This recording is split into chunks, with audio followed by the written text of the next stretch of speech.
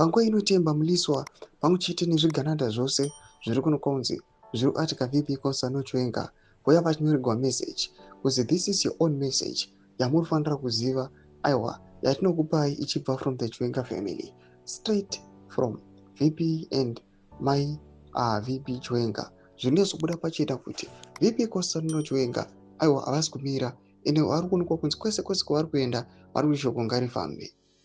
Hatidi aiwa zveubvanzu hatidi aiwa zvemhumi.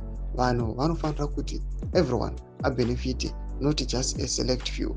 That was subscribe or like out on the bell icon. Makomisha muranyira chiti despite everything Temba Mliswa and his team have done and said, and against all odds, Vice President Chiwenga and his wife remain focused and won't let Mliswa's provocation force them into making premature decisions. All is going well. Nothing will distract them. Kudzai Mutisi, Nick Mangwana, Linstasia, pasi nevanoda kuvenganisa vakuru vedu. Ndomasvika anobuda kutaurwa panguva ino achivaudza kuti aiwa no, VP Kosano Chiwenga is not going to retire or to be tired nekutaura chokwadi achiti ngatiendei tinonzwa the voice of the people.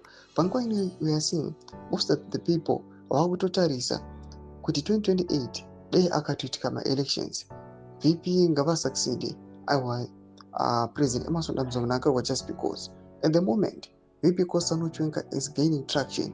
Tarisai ma-retired generals vari kuita vese vaitya vachinyara kutaura, but navo wakuona reality vanga vasinganyasi kuzvinzwisisa, vanyasi kuona kuti kwatiri kuenda hakuna kumira zvakanaka. Tarisai ma-veterans, tarisai ma-civil society members, tarisai ma-opposition members, vana biti, tarisai vana madhuku.